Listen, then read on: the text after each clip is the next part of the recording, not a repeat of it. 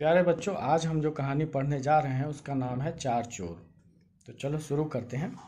चार चोर थे, चारों ही मिलकर चोरी करते थे और जो भी माल मिलता था उसे आपस में बांट लिया करते थे।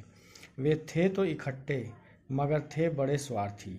हर एक चोर यही सोचता रहता था कि किसी दिन मोटा माल हाथ लगे तो अपने बाकी साथियों को मारकर सारा माल स्वयं ही हथिया लूं।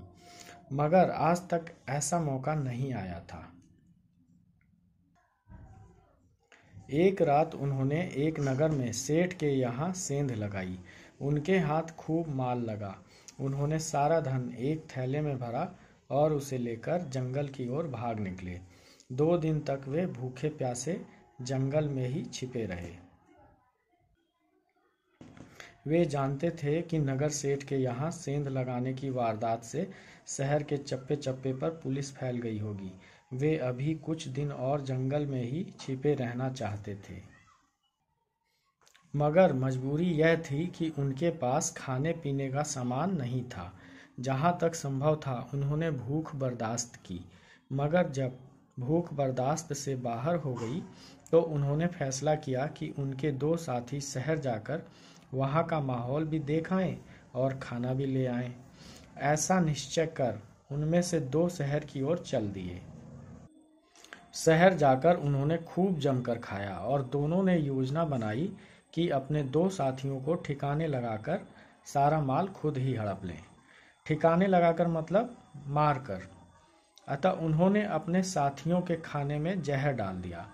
उनमें से भी प्रत्येक सोच रहा था कि जब हम 2 रह जाएंगे तो इसे मारकर मैं अकेला ही सारा माल हथिया लूंगा।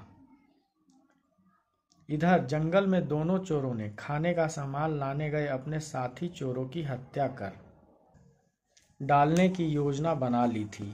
वे भी उन्हें अपने रास्ते से हटाकर सारा धन आपस में बांट लेना चाहते थे। चारों चोरों ने 2 टोली बनाकर अपनी अपनी योजनाओं के अनुसार कार्य किया। पहली टोली ज्यों ही जहरीला भोजन लेकर जंगल में पहुंची ही थी कि दूसरी टोली ने उन पर हमला कर दिया। उन्होंने लाठियां बरसाकर उनकी जान ले ली। फिर वे निश्चित होकर भोजन करने बैठ गए, मगर जहरीला भोजन खाते ही वे दोनों भी तड़प तड़प कर मर गए। इस तरह से उन चारों